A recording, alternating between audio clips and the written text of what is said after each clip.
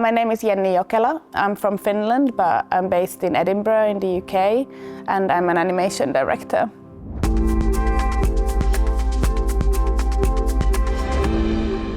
I originally got into animation through studying fashion branding, of all things. I was doing my bachelor just outside of London, and we had a week course in what is animation. So I started just to teach myself and spent my last year in that school just learning animation, very experimental, because I didn't really know what I was doing, and my teachers didn't know much about animation.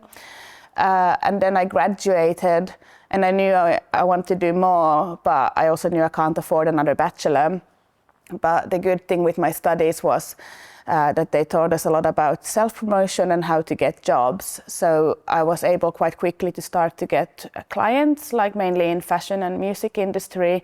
And then I was kind of learning while working.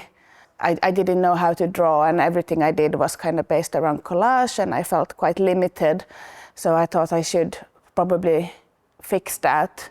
So after a few years, I went to study MA animation at Royal College of Art in London, and that's when I started to do drawn animation, which is what I do now.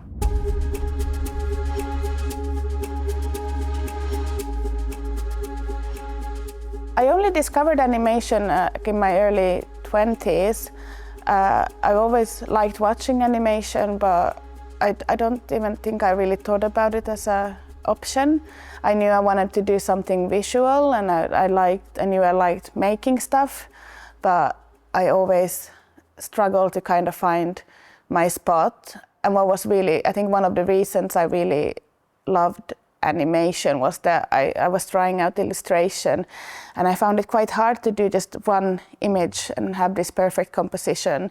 And I found animation quite freeing, because you can just do a lot of images, and it's more about the movement and the pace and how they all go together, and you don't have to spend as much time on each frame as if you just do one painting. So that was really fun for me. When I started to do animation, it was just that moment of like when you find that you're suddenly good at something, and also just that it brought me a lot of joy. I never had a moment in my life where I'm like, I'm making this decision now, but it just kind of felt natural because I just kept animating. So it made sense I had to work out how to be able to do it full time, because I was doing it anyway. After I learned how to do painted animation, a very traditional, where I would do the line work with pencil. After that, I learned how to do digital 2D, because it's hard to make living if you just do painted animation commercially. It's a bit difficult. So I had always enjoyed painting, even though I felt quite insecure about it. There's something just quite fun with it, that you can be quite expressive, and when you see it in movement, it looks just a lot nicer. It looks like anything you do looks kind of nice in motion when it's painted, because there's the texture. And I think as a viewer as well, you're way more forgiving for the little mistakes that you get along the way. They're kind of part of what makes it unique and makes it interesting. The paint is so thick, so you can't really see the outlines through it too much, which means that the actual technical animation can be quite rough, as long as it makes sense in my head, what it is I'm trying to draw, and then I can just trust that I make it look nice. I feel like it's easier to express emotion through painting than doing something really clean and perfect in 2D digital. And a lot of my films are about trying to express the invisible, so emotions, and I try to think how I can visualize a feeling. Again, it's not really a choice I've made, it's just something that feels right, and it feels interesting to me, and it feels fun. And with animation, it is so much work, and it does take so much time. So I feel it's really important that whatever kind of animation you do, you need to enjoy it and you need to have fun, because otherwise it could just be a doctor or something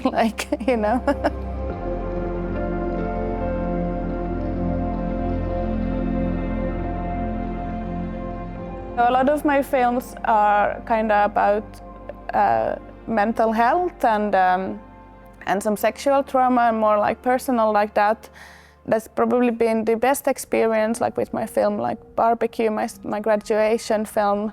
I've had a lot of women come up to me and saying they could see themselves in that and they could resonate, and that was the best feedback I think I've ever got. Now with my latest film, Dollhouse Elephant, I wanted to move away from just doing films about myself and just going to festivals and talking about my issues. So I wanted to kind of challenge myself and do more of a traditional story still in my own style and way of storytelling. So this has been also really fun, where I've been able to connect or relate to people more through traditional storytelling. So that's been exciting to me. I think for me it served really well having a background in fashion, because there people are quite impatient and they don't have time to like be too nice or polite. So I think it kind of made me quite thick-skinned, and when I studied at RCA we had like quite tough love tutorials. So I've noticed I kind of like it now when people give me shit. It makes me like excited to prove them wrong, so it's not a problem for me.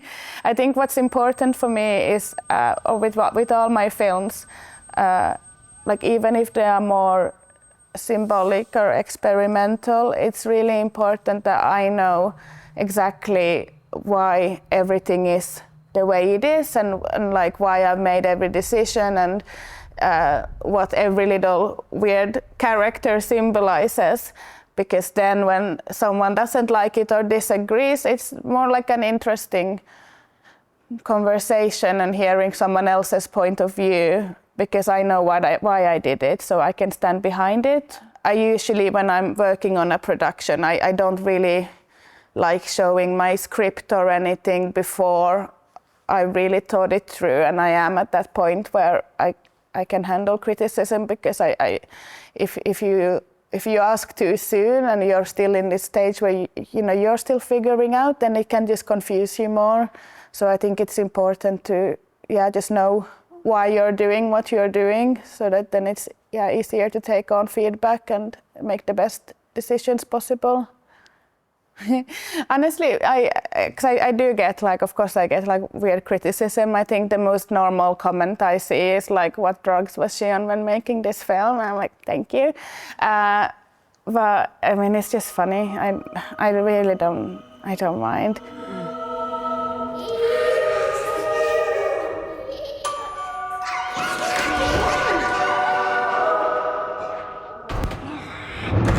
So with Sweet Like Lemons, it's about me coming out of a very bad relationship and just trying to deal with moving on and getting closure without feeling like you have got what you wanted.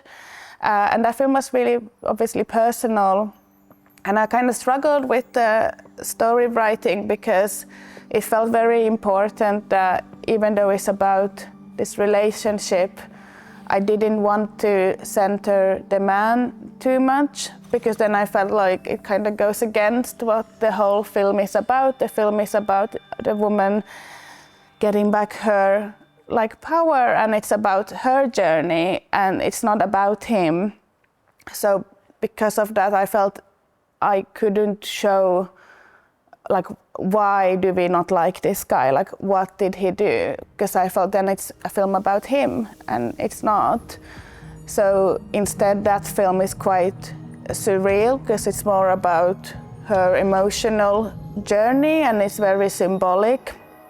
And I like it, and it served me, but I know especially a lot of men just couldn't really always wrap their head around it, couldn't really understand it. At the same time, I also had people who really got it, so it was a bit, but I noticed that there was a little bit of a divide. But I guess this is also an example of criticism where I can understand the point of view where some people want more story and want to know why, but for me it was like a conscious decision to leave that out, and I stand by that.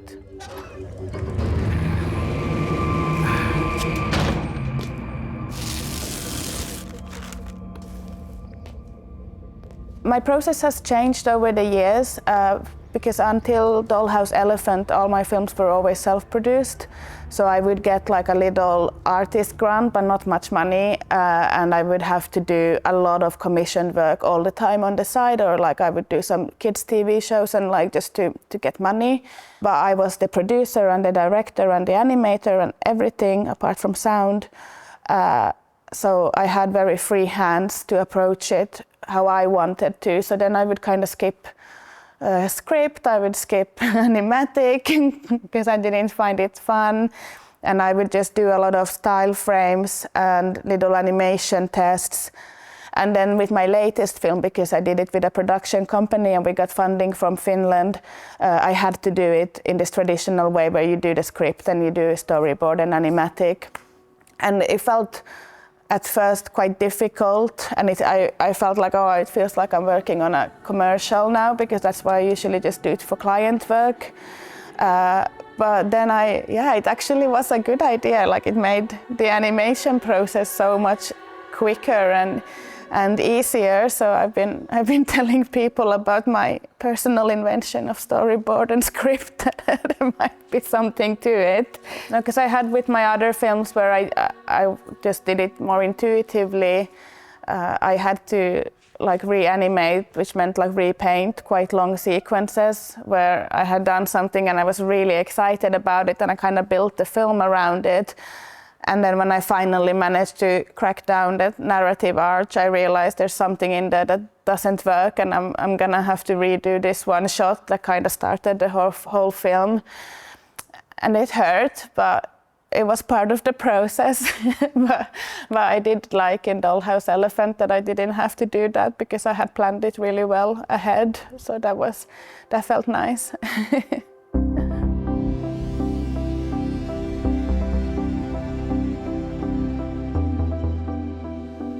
My early work is all very kind of self-therapeutic films, but for a long time I was making them and I didn't know they were about me. It was just like I would do constantly this animation where it's this woman ripping off her skin or something, like it was quite dark.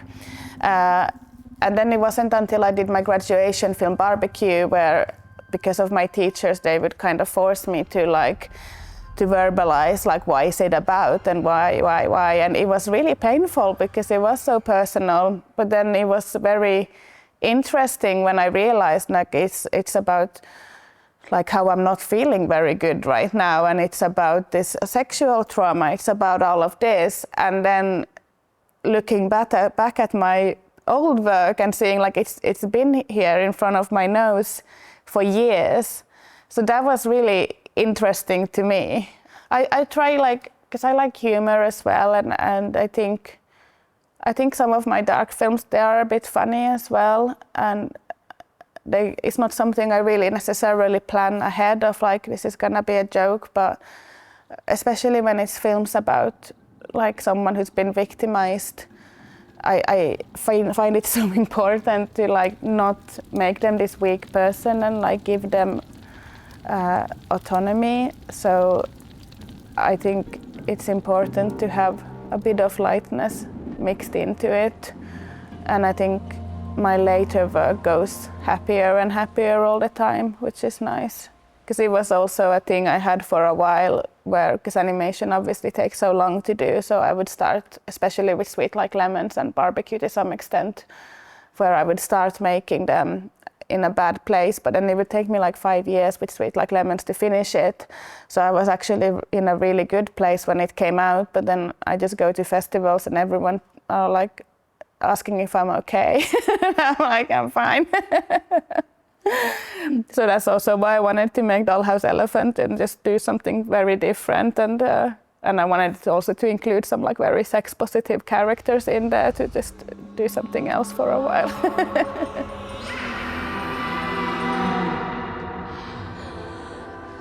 In my early productions, I learned a lot about myself because they were self-therapy films, and specifically my graduation film Barbecue, it started off as, it wasn't even that I wanted to make the film, I needed to make it because I was in therapy at the time, and it was like the most awkward therapy sessions because I didn't know how to talk about my issues, and we would just sit in silence for an hour because she thought I should, like, she can't ask without me starting, and it was super awkward. So if I can't talk about it, maybe I can say it through image. So it was like a whole journey, and then it was quite a beautiful, like, circular moment as well, because that film ended up doing really well, and I got to travel to a lot of festivals, but it meant that I ended up doing a lot of talks and interviews where I would suddenly talk about this really personal stuff, and the whole point of making the film was that I couldn't. So that was like a moment where I was like, oh, suddenly it feels okay for me to talk about it.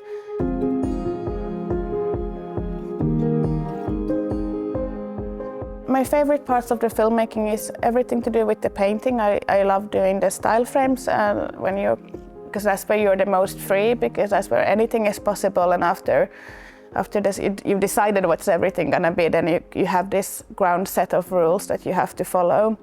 So I like that beginning part. I find the actual painting of the animation is super relaxing because all the animation is done, you just have to see them paint, and it's just very nice, and it's nice getting a break from TV screen, I mean computer screens as well, and it's nice doing something with your hands. So I love that part. For me, script writing is the hardest part, probably because with my previous work I wouldn't do it, so it's still something quite new that I'm getting used to. So much of my work is so visual, and it's about showing this invisible stuff, so it can be hard to express them in text, especially when you know that someone who doesn't know you or your work is gonna decide based on the text if you get funding or not. So that's been a challenge, but it's been an interesting challenge at the same time.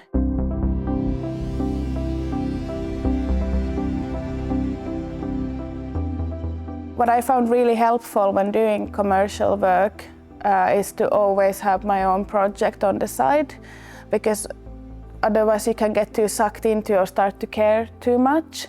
And because in the end, like, if it's a commercial work, you're not making the final decisions, it's the people who pay you. So in the end, that's more important that they like what you've done and not your vision. So having my own thing on the side helps me let go, and it reminds me that this isn't my baby, I'm just doing the best I can. And then whatever I wanted to do that I wasn't allowed, I can maybe put that in my own work. So I feel like it helps me have a good mindset with those jobs.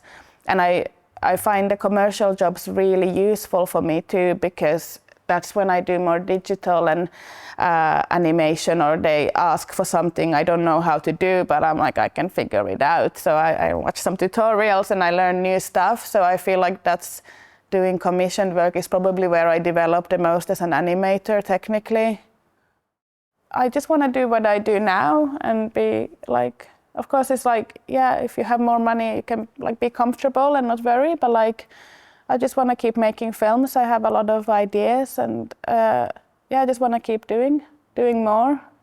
But I feel like I'm doing exactly what I want to do right now, so that's really nice.